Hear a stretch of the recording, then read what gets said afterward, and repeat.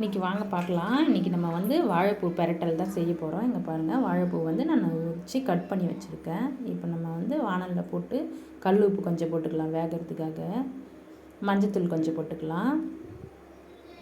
தண்ணி தேவையான அளவு ஊற்றி நம்ம வந்து மூடி போட்டு மூடி வச்சுக்கலாம். கொஞ்சம் நேரம் நல்லா வேகட்டும்.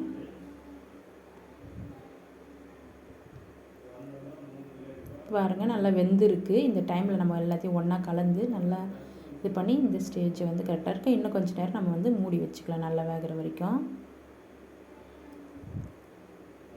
இப்போ நல்லா வெந்துட்டு இருக்குது. நம்ம வந்து வடித்து எடுத்து வச்சுக்கலாம். வடித்து எடுத்தாச்சு. இதுக்கு வந்து நம்ம வந்து கடாய் காய வச்சு ஆயில் தேவையான அளவுக்கு ஊற்றிக்கலாம். கடுகு போட்டுக்கலாம்.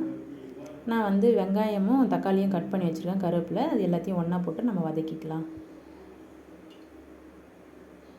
நான் 2 தக்காளி 2 வெங்காயம் கட் பண்ணி வச்சுருக்கேன், சின்ன சின்ன மீடியம் சைஸு.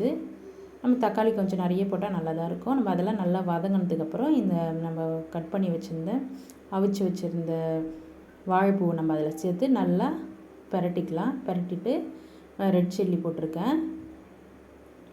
வீட்டு மிளகாய் தூள் தேவையான அளவுக்கு காரத்துக்கு ஏற்ற மாதிரி போட்டுக்கலாம்.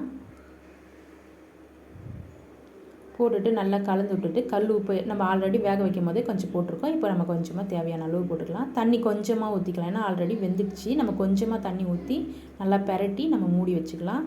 அதுக்கு தேவையான வேர்க்கடலை பொடி வச்சுருக்கேன். வரமிளகாவும் வேர்க்கடலையும் வறுத்து நான் பொடி பண்ணியாச்சு. இப்போ ஃபைனலாக முடிக்கிற ஸ்டேஜில் வந்து நம்ம தூவி நம்ம வந்து அடுப்பை ஆஃப் பண்ணிக்கலாம். நல்லா தூவி ஒரு கொஞ்ச நேரம் மட்டும் நல்லா பரட்டிட்டு அடுப்பை ஆஃப் பண்ணிடலாம். இந்த ஸ்டேஜில் முடிஞ்சிச்சு. இதுதான் பெரட்டல்.